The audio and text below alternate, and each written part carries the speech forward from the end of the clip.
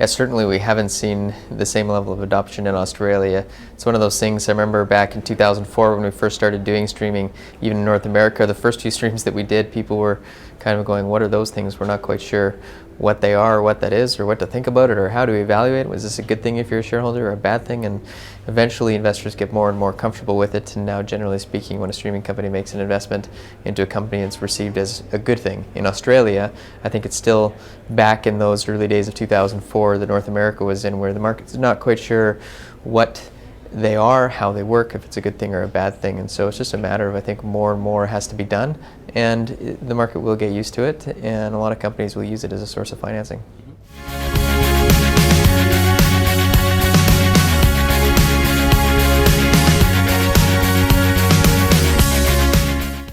Yeah, certainly right now there are more eyes on making potential investments in the mining industry than there have been over the past couple of years. So at various conferences around the world that I go to, we're starting to see more and more generalist investors appear. They're not necessarily making investments yet, but they fundamentally understand that things are undervalued in the mining industry right now, and they're trying to decide when to invest. So whenever you see that, you know that the end of the bottom is not too far off if we haven't seen it already. But having said that, it is commodity price driven, and so the answer to have we seen the bottom or not depends on which commodity we're talking about. So in gold, I think that there is the potential for a little bit more of a downtick before it goes up, but I am very bullish on gold longer term.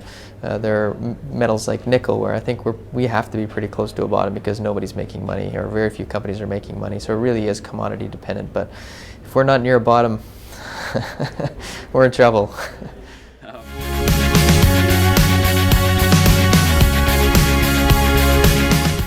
We are actively looking for opportunities, and I do think that this is both simultaneously a great time to be buying things and a horrible time to be buying things. And the difference is it depends on what you're buying. If you're buying a company that is cashed up, they aren't going to need to dilute their shareholders at really low prices. Now is a good time to be buying those types of companies. If you're looking at making investments in companies that are cash strapped, they're going to have to continue diluting, and if this bear market lasts another couple of years, that their share price could collapse and drop a share bomb and destroy their share structure, then now's a terrible time to be investing in companies like that. So it can be good or bad, just depends on what you invest in.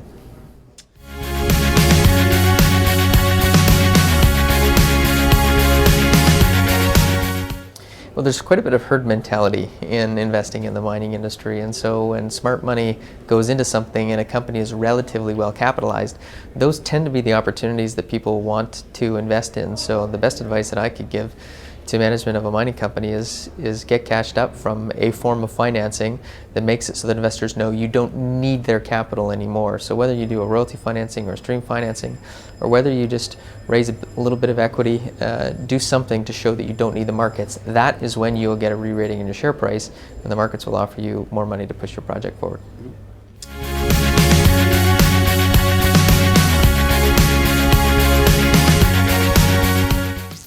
Yeah, certainly Sandstorm, we are a growth company, and we will likely always be a growth company, at least for many years to come. And so we are looking to continue to make investments and continue growing, and our shareholders are going to see us do that. Right now we're focusing more on that mid-tier space of the market, deals in the range of $20 million to call it $150 million per transaction at the very top end for a really good project.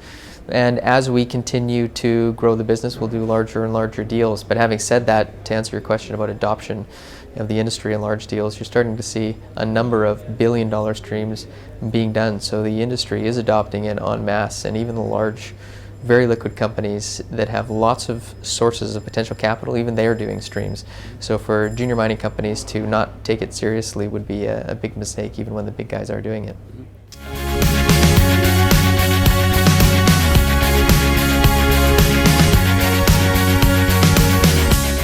Yeah, just briefly, it's about avoiding dilution. And so at this phase of the market, if a company is going to have to give up 30% of its equity to new shareholders to raise $5 million just to continue the permitting of the mine that they can't really stop, it's sort of a snowball that's rolling down a hill, and you got to keep the permitting going. For a 1% NSR, to be able to keep that going without having to issue 30% of your share capital makes a lot of sense. So there certainly are situations in this market where it makes a lot of sense to do royalty or stream financing.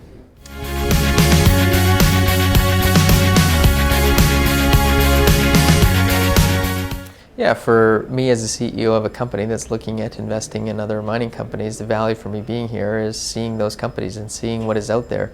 I spend a lot of my time traveling the world, and I do go to Mines and Money and other places as well, trying to see what projects are worth investing in out there, and that's what I focus my time on.